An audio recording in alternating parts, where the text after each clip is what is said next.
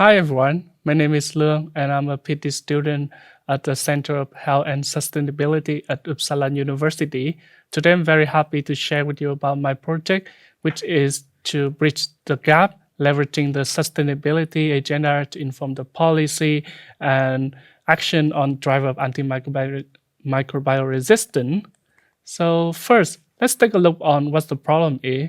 So antimicrobial resistance is understood as the challenges, global health challenges, but also sustainability challenges, because since it's the first time discovered by Alexander Fleming in almost 100 years ago, there is along the line many new antibiotic has been discovered, but the problem also arising along the way when new antibiotic is discovered is also leading to the bacteria is no longer respond to the treatment, and it's a huge problem. And that means that we cannot just rely on discovering new antibiotic. We need to find a new way to address the problem in a more sustainable way.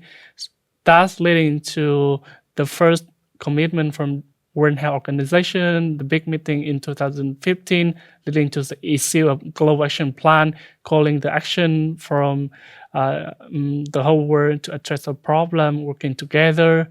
And also it caught attention from the United Nations, the two big meeting in 2016 and 2024, calling the action working together from different disciplines, human health, animal health, economic, environmental health, working together to address the problem. And why it's so important is because there are two problems, they are interlinked, and because the AMR and the SCG, they share the interface either in human health. Some goal, the SCG, when we achieve that, it can also have to address the AMR. It will share the interface between the animal health and environmental health. And also there are many economical and political enablers that can also help to address the problem. So they are both way. Achieving the SCG can help to address the AMR, and also if we're not achieving the goal for AMR, it can harmful for the SCG. That's why this problem is important to study. So in this project, we try to understand to what extent the important driver of antimicrobial resistance has been addressed in the national policy agenda, both AMR or SCG. So to answer the question, we will conduct 4 studies specifically. So in the first study, we will evaluate the past trend, try to understand how the driver of AMR has been addressed in the national policy.